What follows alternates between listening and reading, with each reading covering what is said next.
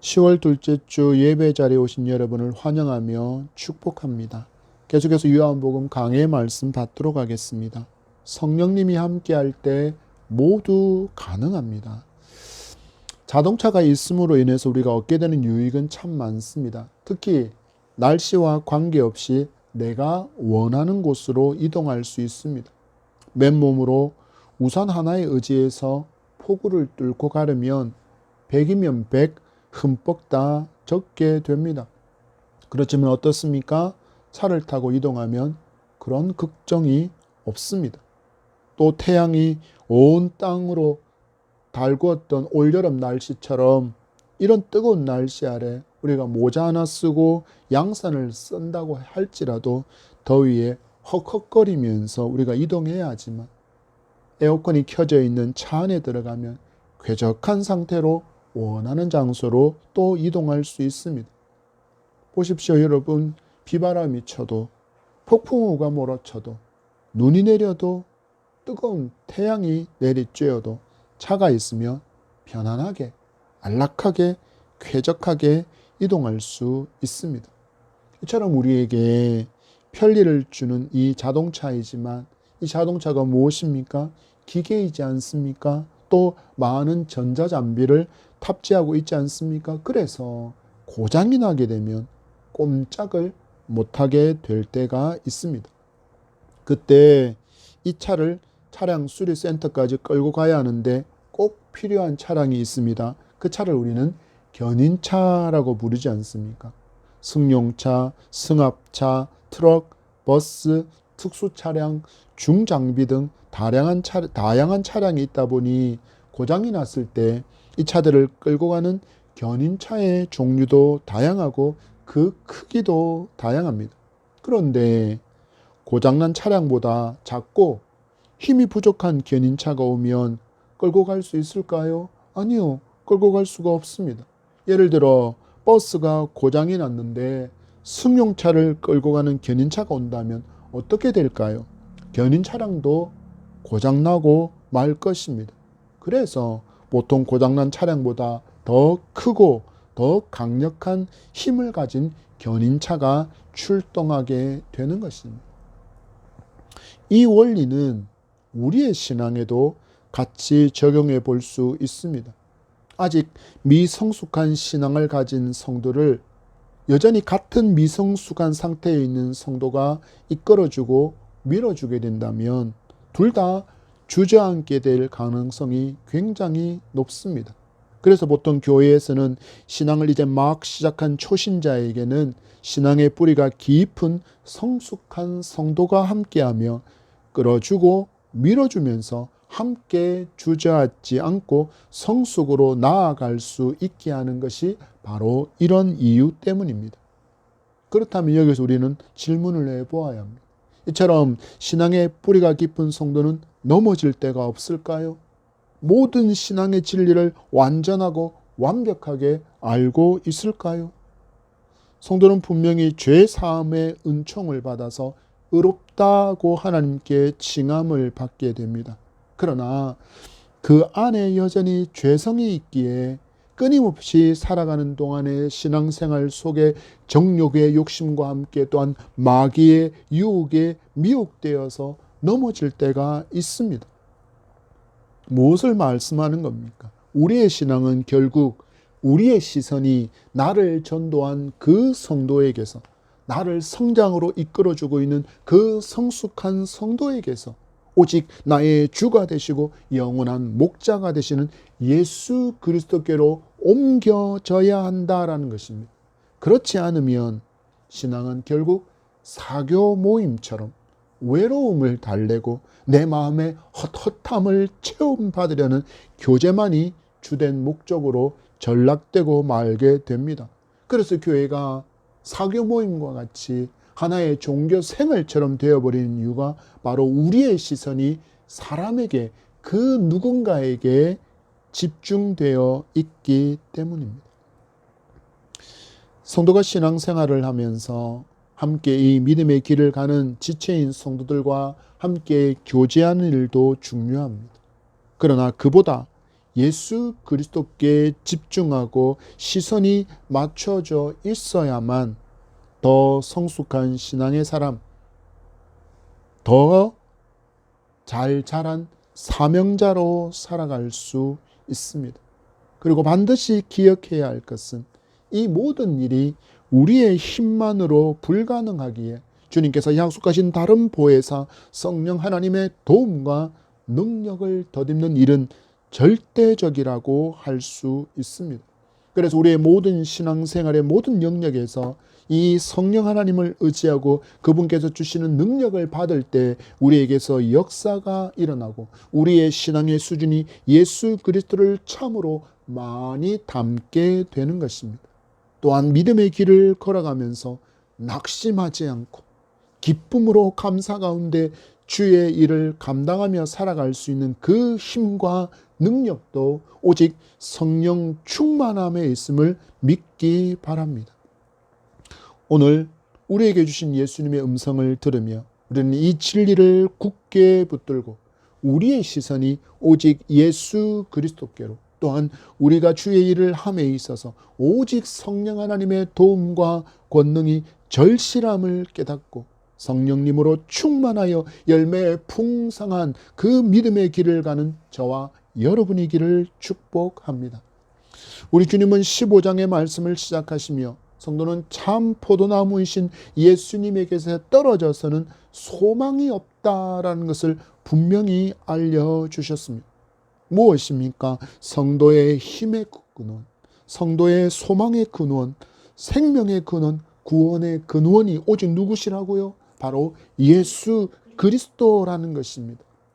그래서 이러한 진리를 깨닫게 되고 믿게 된 성도는 그 삶에서 참 포도나무이신 그 예수 그리스도께 접붙임받은 가지라는 것을 분명하게 알고 자기를 깨끗하게 하는 일에 최선을 다하며 거룩한 성도로 살아야 합니다. 주님은 이 삶이 바로 주님을 사랑하는 것이고 예수 그리스도의 말씀에 순종함으로 우리가 주님 안에 거하며 주님과 동행하는 기쁨을 누릴 수 있는 길이며, 또한 주님께서 주시는 그 힘과 능력으로 믿음의 길을, 신앙의 길을 가는 길이다, 그 방법이다라고 우리에게 알려주십니다.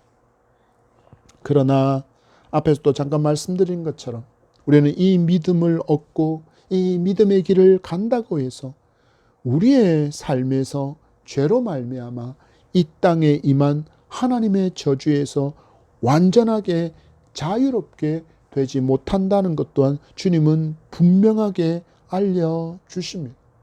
여러분, 신앙생활하면서 오해하지 않는 것이 이것이어야 합니다. 바로 우리가 예수 그리스도를 믿었기 때문에 이제는 내 삶 가운데 모든 환난과 모든 역경과 모든 두려움과 모든 패배와 모든 실패가 모두 다 사라졌을 것이다. 내 병듦과 심지어는 죽음의 문제까지도 나에게서 비껴갈 것이다 라고 오해하는 것은 신앙의 참된 모습이 아니라는 것을 분명히 알아야 합니다. 그래서 주님 말씀하십니다. 예수 그리스도를 구주로 믿는 신앙을 가졌다라는 이유로 너희들은 미워함을 당할 것이고 너희는 박해를 당할 것이고 너희들은 손해보는 일을 당할 것이다 라고 제자들에게 알려주십니다.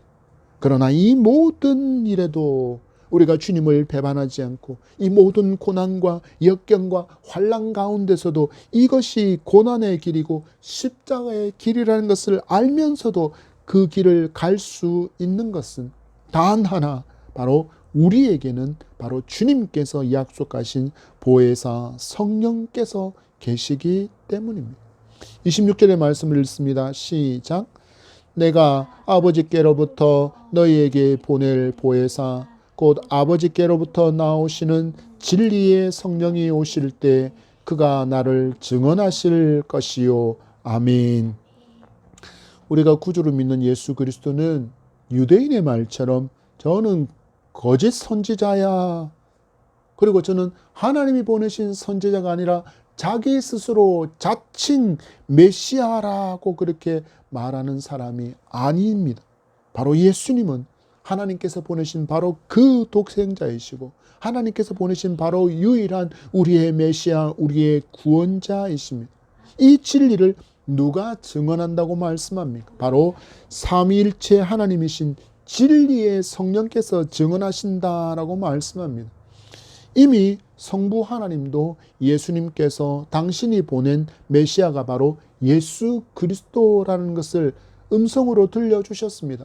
마가복음 9장 7절 말씀에 마침 구름이 와서 그들을 덮으며 구름 속에서 소리가 나되 이는 내 사랑하는 아들이니 너희는 그의 말을 들으라 하는지라. 아멘. 하나님께서 하늘의 음성으로 백성들에게 제자들에게 들려주셨습니다. 이는 내 사랑하는 아들이니 이는 내 사랑하는 아들이니. 성부 하나님이 증인이 되시고 또 보혜사이신 성령도 증인이 되십니다. 그리고 또 한 증인이 등장합니다. 27절의 말씀입니다. 시작. 너희도 처음부터 나와 함께 있었으므로 증언하느니라. 아멘. 3년이 넘는 시간 동안 주님과 동행하며 주님께로부터 천국 복음과 하나님 나라에 대한 가르침을 받았던 그 제자들이 바로 주님의 증인이라 말씀합니다. 성경은 언제나 이렇게 말씀이 요구하는 바를 충족시키는 장면을 계속해서 보여줍니다. 무엇에 대한 충족일까요? 하나님은 이스라엘 백성에게 말씀하실 때 모든 일에 대한 증인이 있어야 한다라고 말씀하셨는데 그 증인의 숫자가 2명에서 3명입니다. 신명기 19장 15절 말씀에 사람의 모든 악에 관하여 또한 모든 죄에 관하여는 한 증인으로만 정할 것이 아니요 2 증인의 입으로나 또는 3 증인의 입으로 그 사건을 확정할 것이며 한 사람의 말만으로 그를 범인으로 단정하지 말라라고 말씀합니다. 그래서 증인을 몇 명 두라고요?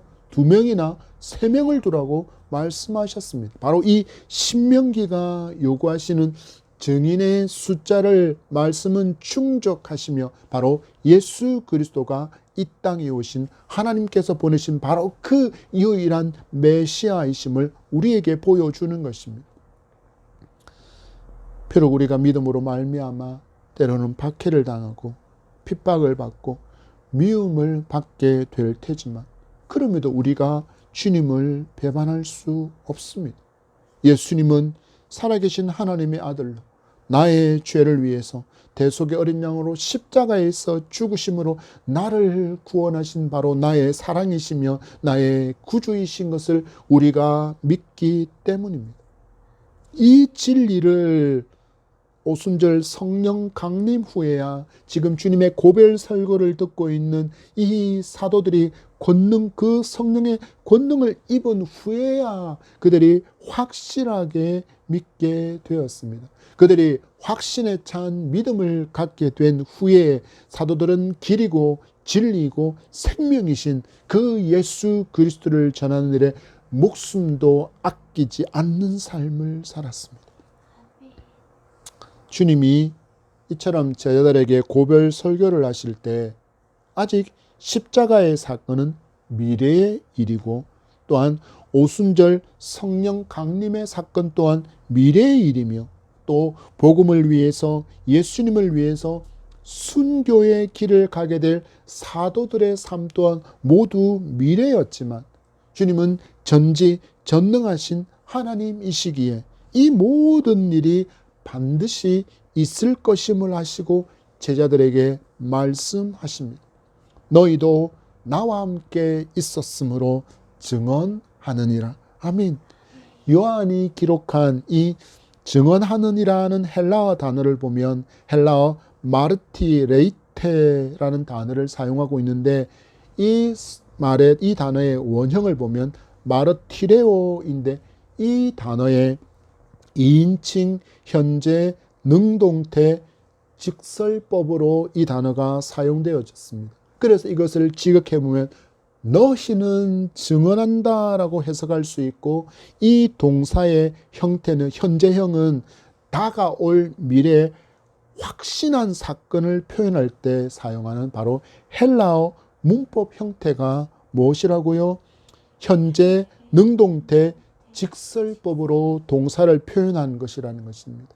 너희들이 증언하느니라, 너희들은 미래에 이렇게 할 것이다 라는 그런 확실함을 주님께서 너희들은 이렇게 살 것이야 라고 단정지어서 미래의 사건을 지금 말씀하고 계신 바로 전지전능하신 하나님이심을 이 단어를 통해서도 제자들에게 그리고 말씀을 받는 우리에게 당신을 알려주고 계신 것입니다. 바로 너희들은 이후로 하나님 나라의 전파를 위한 중요한 증인의 삶을 살게 될 것이라는 그 예언적인 의미를 담고 있는 것입니다.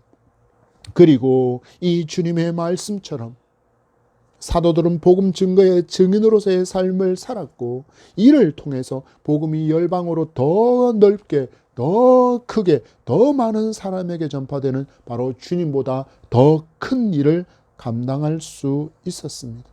여러분, 우리는 잠시 고민해 보아야 합니다.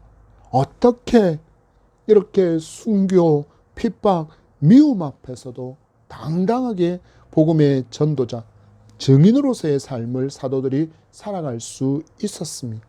바로 주님께서 보내시겠다고 약속하신 보혜사 성령님이 그들에게 오셨기 때문입니다. 이 복음 전도의 사명, 바로 예수 그리스도를 자랑하고 예수님께서 나를 위해서, 죄인을 위해서 행하신 그 모든 일을 자랑하는 일을 능력 있게 힘 있게 감당하기 위해서는 성도는 무엇을 사모해야 합니까? 바로 성령 하나님의 충만하심을 사모해야 하고, 이 성령께서 주시는 권능을 덧입었을 때 우리에게서 생명의 역사가 풍성하게 일어나기 때문이고, 또한 우리가 주님을 위해서 예배하고 기도하고 찬송하고 섬기고 봉사하고 헌신하는 그 모든 일에 기쁨을 잃지 않는 힘이며 능력이 되기 때문입니다. 왜 교회를 다니는 사람들이 기쁨을 잃어버립니까? 바로 내 힘으로 뭔가를 하려고 하기 때문이고, 또한 내가 하는 일을 마치 하나님 앞에서 나의 공로인 것처럼 여겨서 나를 자랑하려고, 나를 드러내기 때문에 어느 순간 그것을 사람들이 알아주지 않을 때, 그리고 교회 속에서 내 말이 영향력을 드러내지 않을 때, 이 교회는 나를 알아주지 않아. 내가 얼마나 많이 교회 개척에 헌금을 하고 헌신하고 봉사하고 충성했는데 이제 교회가 커지고 안정되고 많은 사람들이 들어오니 나를 무시하는구나, 나를 알아주지 않는구나, 이 교회는 사랑이 없어, 이 교회는 인색해라고 그렇게 비난하며 교회를 떠나가게 되는 이유가 어디 있다고요? 내 힘으로 하는 줄 알기 때문입니다. 아닙니다. 하나님의 일은 오직 성령의 충만함으로 할 때 그 어떤 순간 가운데서도 우리는 감격과 기쁨을 잃지 않을 수 있음을 믿기 바랍니다. 그래서 성도는 처음 나를 교회로 인도해 준 그 성도와 믿음 안에서 아름다운 사귐과 교제를 나누고, 또 나를 잘 성장케 해주는 그 인도자와 지도자와 함께 좋은 사귐과 교제를 나누는 것도 중요하지만, 가장 중요한 것은 바로 우리의 구주이신 예수 그리스도와 사귐과 교제를 누리는 것이 먼저여야 한다는 것을 우리는 잊지 말아야 합니다. 그리고 이 사귐과 교제를 누릴 수 있는 길은 오직 성령 하나님의 도움과 권능을 얻을 때 가능하다라는 것 또한 우리는 반드시 기억해야 합니다. 고린도전서 12장 3절 말씀에 그러므로 내가 너희에게 알리노니 하나님의 영으로 말하는 자는 누구든지 예수를 저주할 자라 하지 아니하고, 또 성령으로 아니하고는 누구든지 예수를 주시라 할 수 없느니라. 성령이 아니고는 누구든지 예수 그리스도를 나의 구주라고 말할 수 없다, 고백할 수 없다라고 이야기합니다. 내가 예수 그리스도를 나의 주, 나의 하나님으로 고백할 수 있게 된 것이 나의 의지와 나의 선택의 결과가 아니라는 것을 말씀이 우리에게 분명하게 말씀합니다. 여러분, 이 고백을 가능하게 하신 것, 내가 예수 그리스도를 나의 구주라고 하는 이 신앙의 고백을 가능하게 하신 것이 누구라는 것입니까? 바로 내 안에서 역사하신 바로 성령 하나님의 은총이라는 것을 믿기 바랍니다. 그래서 성도는 구원에 관해서 어떤 것도 자랑할 것이 없습니다. 전적인 하나님의 은혜임을 알고 우리는 예수 그리스도를 나의 구주로 믿게 되었기 때문입니다. 이 진리를 믿게 된 후에 교회 안에서 행하는 그 어떤 것도 자랑이나 공로가 될 수 없습니다.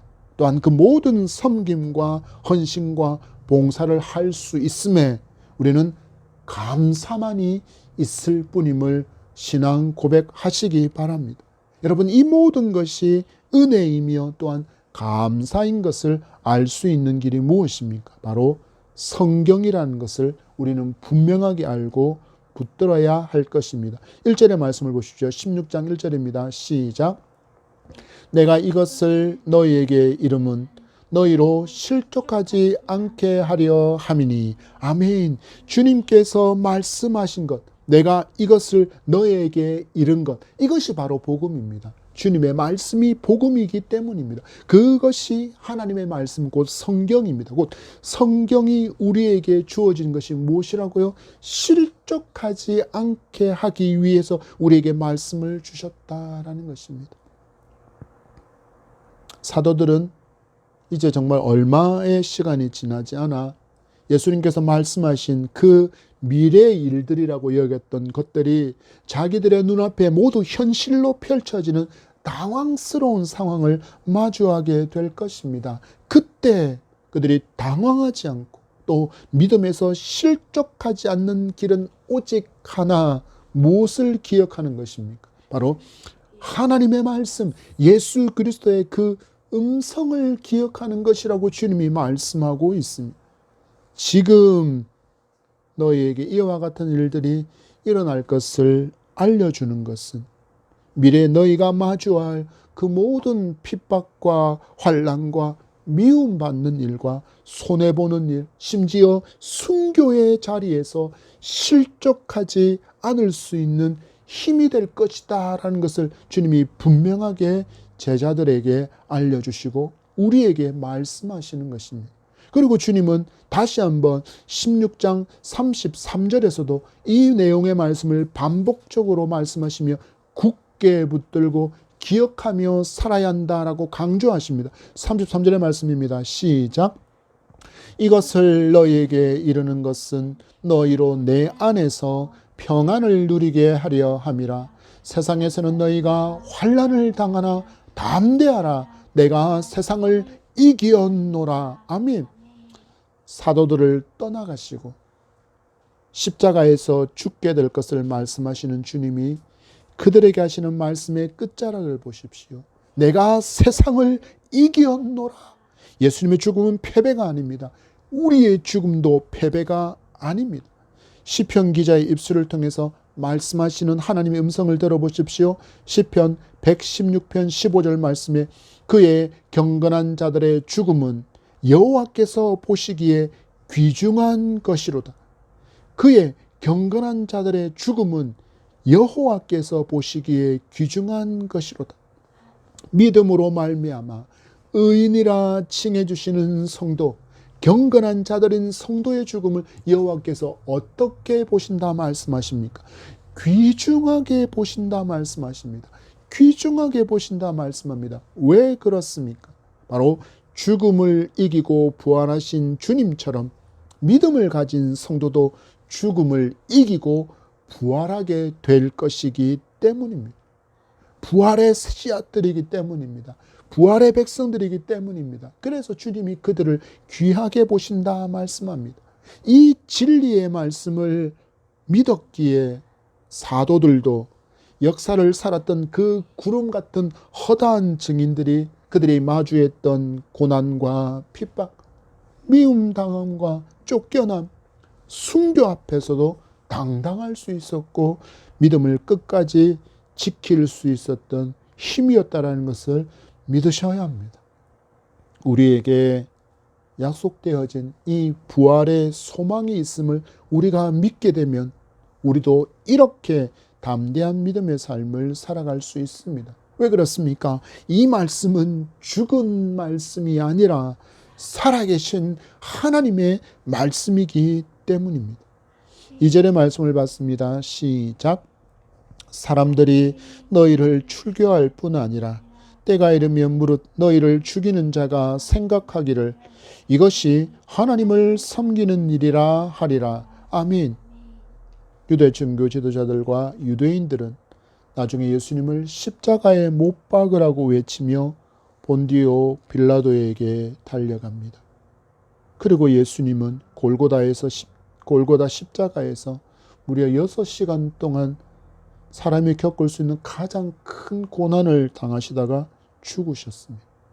그리고 3일 후 말씀하신 대로 죽음을 이기고 부활하셨습니다.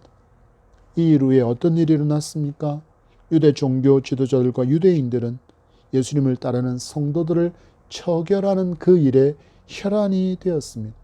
그 중에 가장 대표적으로 그 일에 앞장섰던 사람이 바로 바울이기도 합니다. 그리고 그들은 이렇게 잡힌 성도들을 출교시켜 버립니다. 당시 유대인들이 행했던 출교는 두 종류가 있습니다. 히브리어로 다두이라고 불리는 출교는 10일 동안 예배하는 회당 출입이 금지되었고 사람들 곁에는 1.8m 이상 가까이 갈 수가 없었던 것이 이 다두이라는 출교이고 이것은 공회원 한 사람에 의해서 단독으로 결정할 수 있었습니다. 저 사람은 다두이. 그러면 그것을 판결받은 사람은 10일 동안 예배 드릴 수 없었고 사람들과 함께 교제할 수 없었습니다. 두 번째 출교가 있습니다. 헤렘이라는 히브리어를 사용하는 이 출교는 회당의 출입이 무기한 금지되고 사람들과의 교제는 허용되지 않는 출교였고 이것을 결정하기 위해서는 공회원 10명이 동의해서 결정되는 출교가 있었습니다. 유대인들에게 이처럼 출교는 이제 더 이상 신앙 공동체에 소속이 되지 않아서 함께 예배할 수 없다라는 뜻이었고 또한 생존과 직결되어지는 문제였습니다. 그의 삶의 모든 영역에서 그동안 유대 공동체의 일원으로 누려왔던 그 모든 것을 상실한다라는 것이 바로 출교였습니다. 유대인들에게 출교당한 사람에게는 물건을 팔지 않았습니다. 함께 앉아서 음식을 먹을 수도 없었고 또한 출교하는 사람이 만약에 죽는다면 눈물로 그를 향하여 애도하는 것도 금지되었고 심지어는 그 시체를 향하여 돌을 던지게 할 정도였습니다. 마치 이방인처럼 취급받았고 살아갈 길이 막막한 생계의 어려움을 마주하는 일이 바로 출교였습니다. 초대교회 성도는 이처럼 예수님을 믿는 순간 그의 동족들로부터 이방인으로 취급받았습니다. 그런데 그들을 보십시오. 이처럼 잔혹한 일을 하면서도 유대인들은 말하기를 자기들은 하나님을 섬기는 일, 하나님 앞에서 잘하는 일이라고 생각하고 있었다라는 것입니다. 여러분 역사를 돌아보십시오. 하나님을 알지 못하고 하나님의 말씀을 알지 못하면 누구라도 이렇게 할 수 있습니다. 그 단적인 예가 바로 교황의 통치입니다. 하나님을 알지 못하고 말씀을 알지 못하니 자기들의 입맛대로 하나님의 말씀을 해석하고 적용하니 뭘 팝니까? 연옥을 만들어내고 면죄부를 팔아 제꼈습니다. 그것으로 무엇을 했습니까? 그들은 치부했습니다. 그러니 사람이 교회의 황제가 되어서 무소 불위의 권력을 행사하며 그토록 처참한 악행을 저지르게 된 것입니다. 그러면서도 그들은 유대인처럼 생각하고 말했습니다. 하나님을 위한 일이다. 하나님을 위한 일이다. 여러분 이들에 대한 주님의 평가를 보십시오. 3절의 말씀입니다. 시작.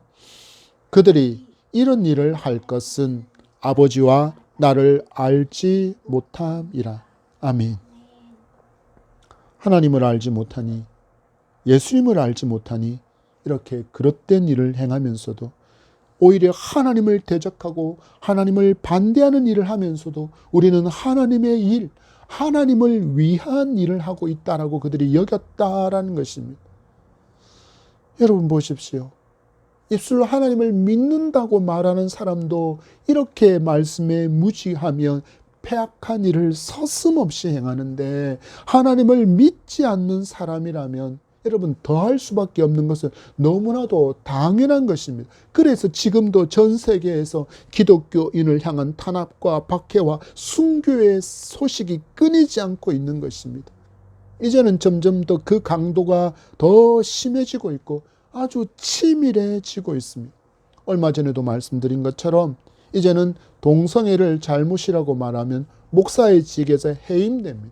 교회에서 쫓겨납니다. 학교에서, 공공장소에서 성경을 다닐 수가 없고, 하나님께서 창조주이심을, 예수 그리스도가 유일한 구원자이심을 말하지 못합니다. 그런데 이슬람 교도들은 버젓이 코란을 들고 다니고, 그들이 알라에게 하루 4번 절하는 그 절할 수 있는 장소도 이슬람 교도들이 돈을 들여서 만든 것이 아니라 미국 교육계가 돈을 들여서 지어주고 있습니다. 이것이 소수를 보호하는 일이고 잘하는 일이라고 말합니다. 인간다운 일을 하고 있다라고 이야기합니다. 낙태가 여성의 자기 결정권을 침해하는 위헌이라고 말합니다. 잉태한 그 생명을 살리고 죽이는 그 권세가 잉태한 여성에게 있다라는 것입니다. 성경은 생명의 주권은 오직 하나님께 있다라고 말합니다. 이 진리를 말하면 이제는 공격당합니다. 많은 사람이 설교를 녹화하고 그것을 증거 삼아서 고발합니다. 여러분, 예수님을 믿으면 이제 마주할 세상은 녹록지 않습니다. 더 많은 사람이 기독교를 거부하고 성도를 공격하기 시작하고 있습니다. 어찌 해야 합니까? 여러분 4절의 말씀을 붙드시기 바랍니다. 시작. 오직 너희에게 이 말을 한 것은 너희로 그때를 당하면 내가 너희에게 말한 이것을 기억나게 하려 함이요.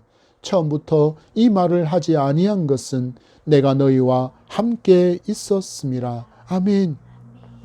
이 모든 일이 있을 것이라고 말씀하시는 그 주님의 말씀을 붙들어야 합니다. 그리고 넉넉히 승리할 수 있다고 약속하시는 이 승리의 이름 예수 그리스도를 굳게 붙들어야 합니다.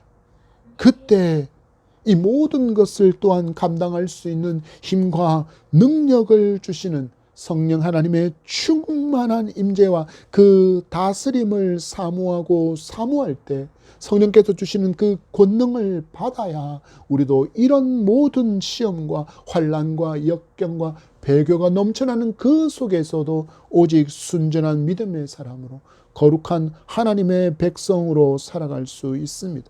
여러분, 예수님이 말씀하신 이 일들은 지금으로부터 2000년 전에 일어났습니다. 그리고 주님이 다시 오시기 전에 일어나게 일들에 대한 예언이기도 합니다. 그래서 성도는 말씀의 사람, 주님을 굳게 믿는 사람, 그리고 성령으로 충만한 사람이어야 합니다. 그래야만 마주할 대박해의 시간 앞에서도 우리는 믿음을 지키며 강하고 담대한 성도로 살아갔던 그 구름같이 허다한 증인들처럼 우리도 믿음으로 살아갈 수 있기 때문이며, 또한 이 진리를 우리가 확신 가운데 증언함으로 말미암아 이 땅에 복음의 역사가 더 크고 더 넓게 더 많은 사람에게 증거되어서 하나님을 영화롭게 하며 주님 오실 길을 예배하는 그런 전도자의 삶을 살아가는 저와 여러분이 될 줄 믿습니다. 말씀을 맺습니다. 여러분, 우리 예수님은 누군가에 의해서 창작되어진 허구의 인물이 아닙니다. 2000년 전에 성령으로 잉태되고 동정녀 마리아에게 나셨으며 또한 본디오 빌라도에게 고난당하시고 죽으심으로 죄 사함의 어린 양이 되셨지만 하나님께서 그를 부활하게 하심으로 죽음의 권세를 깨뜨려 주셨습니다.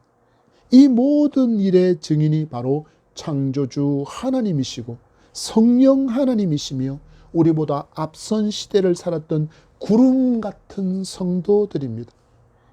하나님의 말씀이 증명하고 성령께서 증명하시니 우리도 이 말씀을 믿고 성령의 충만한 삶을 살 때 우리에게 말할 수 없는 기쁨과 감격이 넘치게 되고 이를 통해서 복음의 역사가 풍성하게 일어나게 될 줄 믿습니다.